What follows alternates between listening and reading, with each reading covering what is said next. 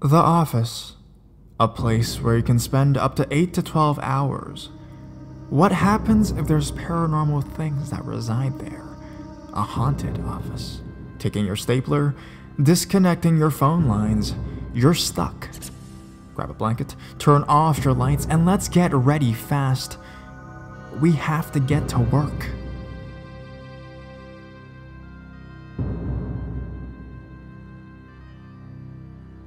Afternoon office creepy feelings. I'm a skeptic first, believer second. Opinions are welcome, however, please keep them as opinions or ideas. I am open to all ideas. However, I hope that by anyone choosing to comment on the story that you respect me as well as my opinions and or ideas.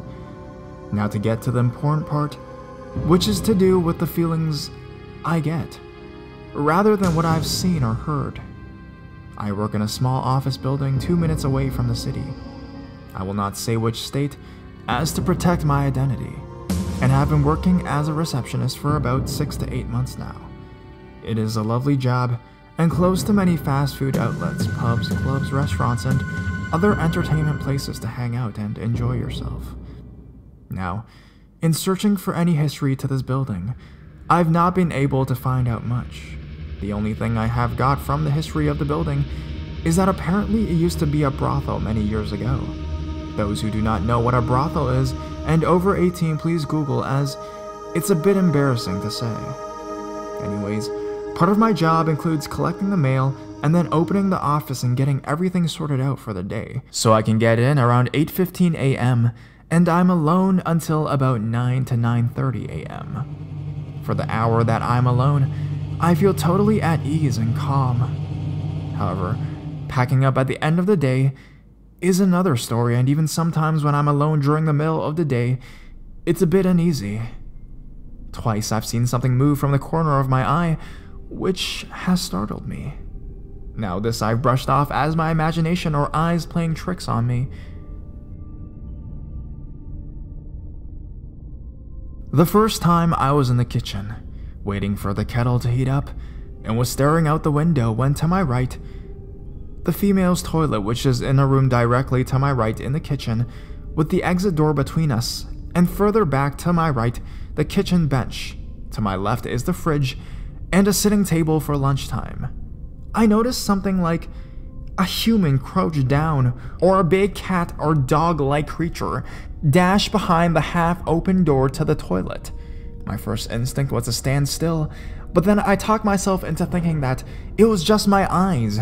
So I quickly closed the door anyways and hurried back to my desk at the other end of the office building. The second time was just earlier today when I was working at my desk. Now I probably should mention that there are two doors, one to my right which is constantly locked and blocked by my reception desk, which is L-shaped, with a short edge to my right and long edge in front of me, making a little area for reception. And the other door is also to my right, but in front of my desk, which is where people enter and exit from and is where the walkway and hallway starts. Behind me is an office blocked from me by a wall. The door is behind me on this wall, but more to the left. And on the other side across the walkway from my reception area is another office exactly the same as the one behind me. Now this office door is normally open, only ajar most of the time, and I can see a bit inside. So as I was explaining, I was working at my desk, and from the corner of my eye, I saw a tall gray thing disappear into the office. It's a bit unnerving, however I'm going to stick with it either being my eyes or my imagination. We had someone come out to fix the cracks and holes in the floorboards the other day, in which he said were probably 150 years old, so there could be a lot of history here. I'm sure something bad could have happened here, especially if it used to be a brothel. And possibly there may be something in this building, but until I have solid proof, then I'm going to continue my time thinking that this place is just old and it was just my imagination.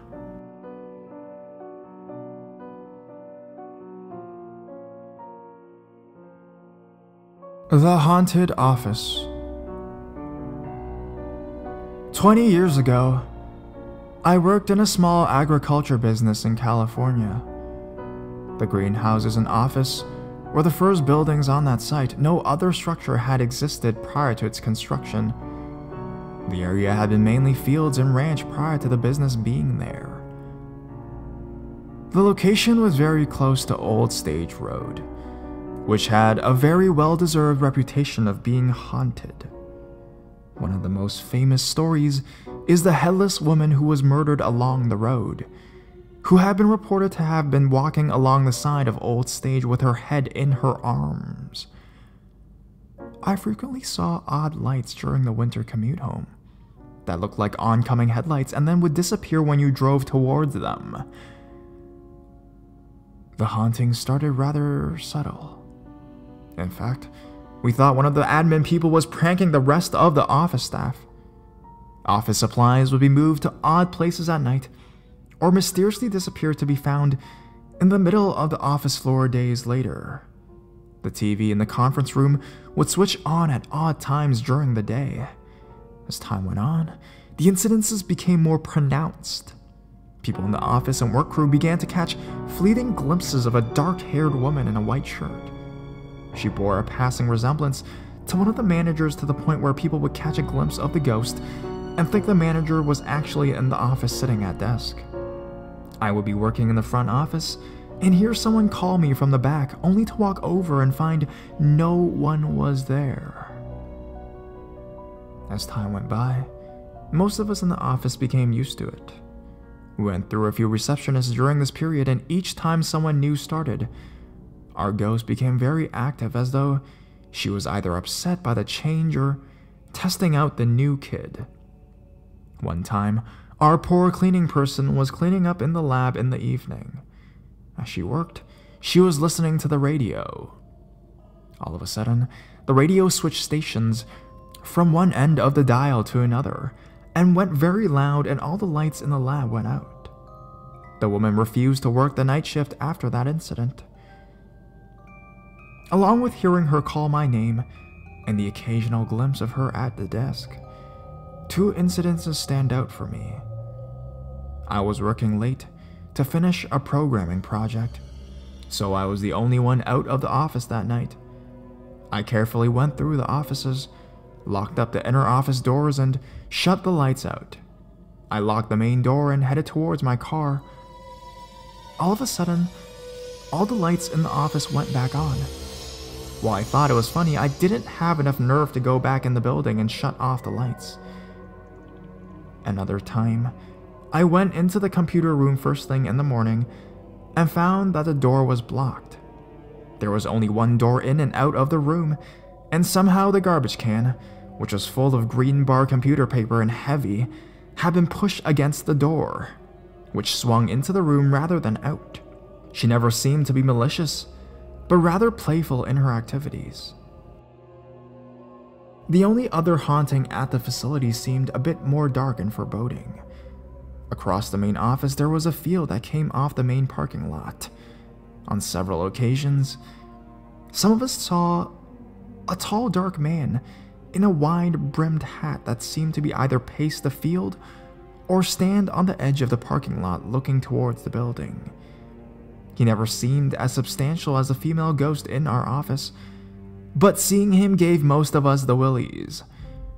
I don't know if the haunting continued after I left the job over 10 years ago, but it was an interesting place to work nonetheless.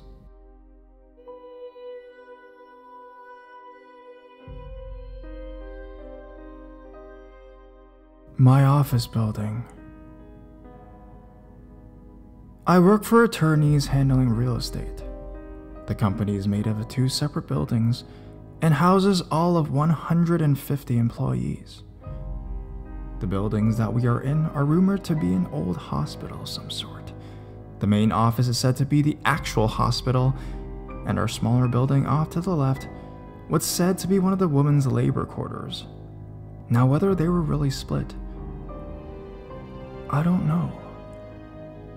I am in a room the size of a college classroom, not too big, but big enough for 9 cubicles, 8 by 8.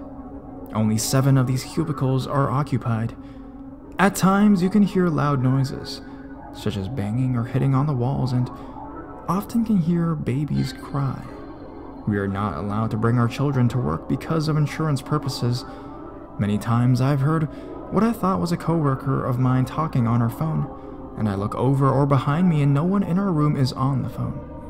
My mouse will randomly move around my screen, and the funny thing is, I'm not afraid. Tuesday morning, we came in at the usual time of 7:30 a.m., and the door to our room was locked. No one on this entire office had a key. We had no reason to have one. Our room was never locked and never had been. We had to call a locksmith to come and unlock the door.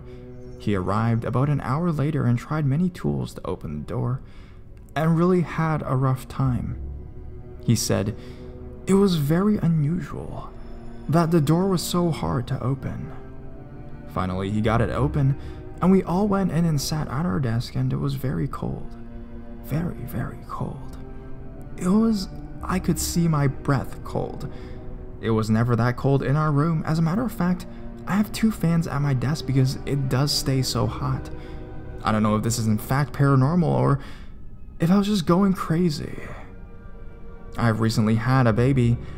I've been back to work for almost 2 months now, and I don't know if I am having a horrible separation anxiety and miss my baby so much.